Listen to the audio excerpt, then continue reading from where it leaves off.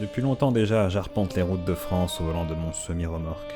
Venant en aide aux âmes brisées du bitume, je résous les conflits que la loi et l'ordre glissent sous le tapis de l'indifférence. Bienvenue dans 38 tonnes de confidence.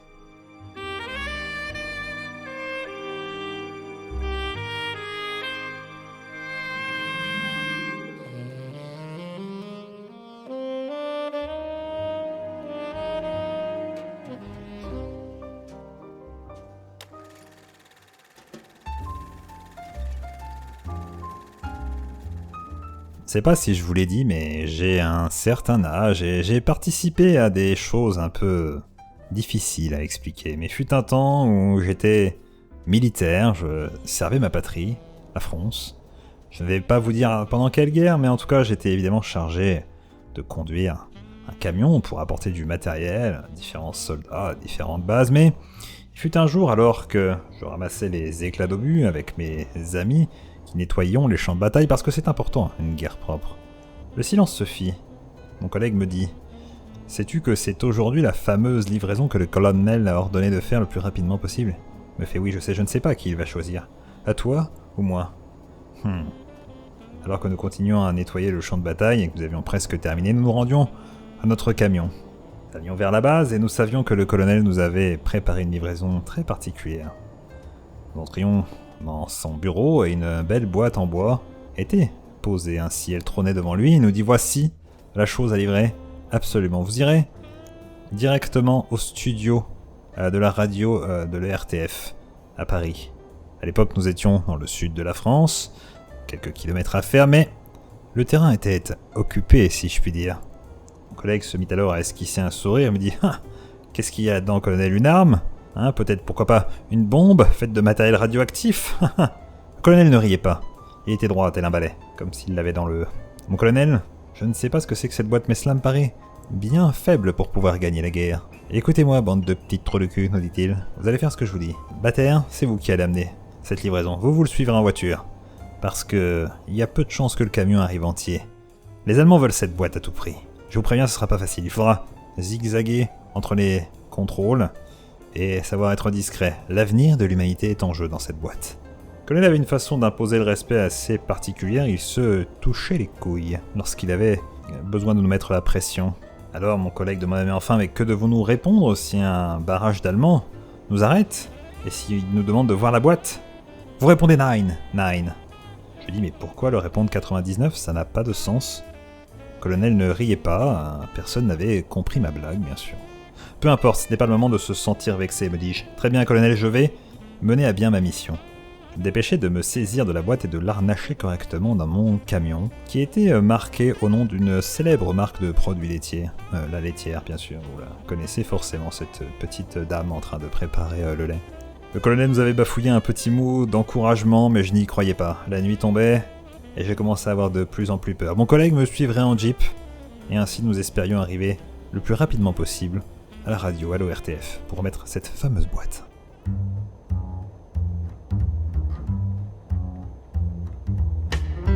Il était minuit lorsque nous décidâmes à rompre le silence de la nuit, le fracasser avec notre bruit de moteur. Nous fendions la bise et roulions sur le bitume en direction de la capitale avec cette fameuse boîte en bois, très mystérieuse pour nous. Nous n'avions pas l'autorisation de l'ouvrir, et pour être honnête, je n'en avais pas envie. Il m'avait même dit que le sort de l'humanité était peut-être en jeu. Bien évidemment, ce n'était sans compter sur la robustesse de moi et mon collègue. Alors que nous passions à côté de champs de cucurbitacées diverses, telles des citrouilles et des patates, peut-être pas un cucurbitacé, mais peu importe, ce n'était pas là le sujet de mon récit. Nous arrivions à un premier contrôle allemand. Un contrôle allemand, voilà l'allemand de faire preuve de finesse, dis-je à mon collègue qui s'était arrêté à mon niveau. Il ne riait pas. Peu de personnes riaient pendant la guerre. C'était assez compréhensible en réalité. Ils s'approchèrent de nous, nous demandèrent nos papiers. Nous avions bien évidemment des faux laissez-passer avec une fausse mission qui consistait tout simplement à ramener des petits personnages en plastique. J'ai décidé de faire preuve d'humour avec l'officier. Il me dit « Art !» Je lui dis « Non, ce n'est pas une œuvre d'art que nous transportons. Ce sont des petits bonhommes en plastique. » Bien évidemment, l'humour n'a pas fonctionné, la barrière de la langue, ou peut-être la barrière du poste-barrière, que j'ai décidé d'enfoncer, qui ne l'a pas fait rire, car après tout, c'était trop tard, nous étions repérés, je le savais, au fond de moi. Nous élançons alors sur les petites routes nationales, il n'y avait guère d'autoroute à l'époque. Le général n'avait pas encore fait son œuvre. Ah, vous savez pas de qui je parle bien sûr, mais je suis sûr que les plus cultivés d'entre vous auront fait le rapprochement. Nous approchions de la banlieue parisienne, nous avions semé les troupes allemandes qui se débrouillaient assez mal avec le nom des rues bien sûr, car il faut savoir que les résistants avaient changé tous les noms des rues, comme par exemple la rue Victor Hugo devenait l'avenue Mie de Pain. C'était très perturbant pour eux. Par contre, ils avaient du mal à commander un Victor Hugo au déjeuner, ils ne comprenaient pas. On avait vraiment réussi notre coup avec Jean Moulin. Oups, pardon, j'en ai trop dit. Que voulez-vous, je suis quelqu'un d'assez humble, mais là, j'étais obligé de dire son nom, bref.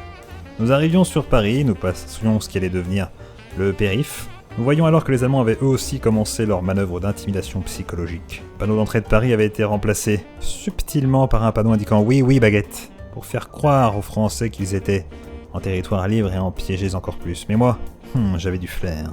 Nous arrivions proche de l'ERTF, le camion n'était pas assez discret, on allait se faire repérer. J'ai dit à mon collègue « Arrête-toi là, viens, on va mettre la boîte dans la voiture, ce sera plus discret. » Il me dit « Oui, oui, vite. Attends, bouge pas, je m'en occupe. » Ah, intéressant. Je lui vis alors défaire les cordes qui maintenaient la boîte avec l'agilité d'un professionnel de l'acupuncture. Il le mit alors dans sa voiture, mais avant que j'ai eu le temps de monter, il démarra en trombe. Il m'avait laissé là, l'enfoiré. Pas folle l'abeille, ou la guêpe, je ne suis plus sûr de l'expression, mais moi, j'avais vidé le contenu de la boîte avant. Et oui, vous savez, je suis un petit malin. J'avais dans mon barda, dans mon sac à dos, le contenu de cette fameuse boîte, qui était en réalité une autre petite boîte, assez plate, en carton cette fois, très discrète, très passe-partout.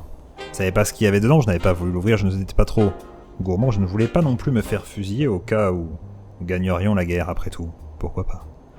Je me dirigeais alors en transport en commun vers la radio de RTF discrètement, sans me faire arrêter par les Allemands, car ils ne cherchaient pas un homme seul, mais bien un véhicule avec une boîte en bois gravée. Je savais que j'avais dans mon sac la clé pour mettre la fin à la Deuxième Guerre mondiale. Oups, je l'ai encore dit, désolé, je ne suis décidément pas très discret. Alors que j'arrivais en bas de l'immeuble, un grand gaillard m'ouvrit la porte. Il aurait pu être forgeron dans une autre vie avec des mains de cette taille. Il était à deux doigts de me mettre une tarte, mais je lui dis non. S'il te plaît, jeune homme. Avec mon autorité naturelle, il se ravisa alors. Je lui montra le contenu de mon sac, il me dit « Oh mon Dieu, vous l'avez !» Oui, il parlait avec une voix suave ainsi. « Vite, dépêchez-vous, ils vous attendent. C'est peut-être la fin de la guerre, me dit-il alors que nos regards se croisèrent lorsque j'entrais dans le bâtiment. Je sais, Billy, je sais. Je ne savais pas s'il s'appelait Billy, mais dans ces moments-là, il faut savoir improviser. Alors que j'arrivais, je vis une très sexy jeune femme en train d'animer une émission de radio devant un micro. Elle me fit signe de ne pas faire de bruit, je la regardais religieusement. Elle annonça alors à ses auditeurs que la fin de la guerre était arrivée à l'instant dans les bureaux. Je ne comprenais pas.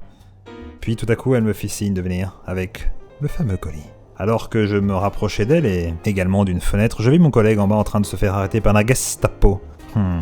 C'est bien fait pour ta peau, me dis-je. Haha, je lâchai un rire, qui ne fait rire personne. Décidément, la guerre n'est pas un terrain propice pour l'humour. Il m'avait mis une carotte et je lui avais bien rendu. C'est alors que j'ouvris la boîte devant la dame et je découvris ce qu'il y avait à l'intérieur. Un enregistrement, un grand disque, 78 tours au bas mot. Je lui dis mais c'est vraiment ça qui va mettre fin à la guerre ? Elle me dit oui alors qu'elle l'installait sur la platine et qu'elle posait le saphir sur le vinyle. Je lui dis mais comment cela s'appelle ? Mais voyons jeune homme, cela s'appelle le jazz.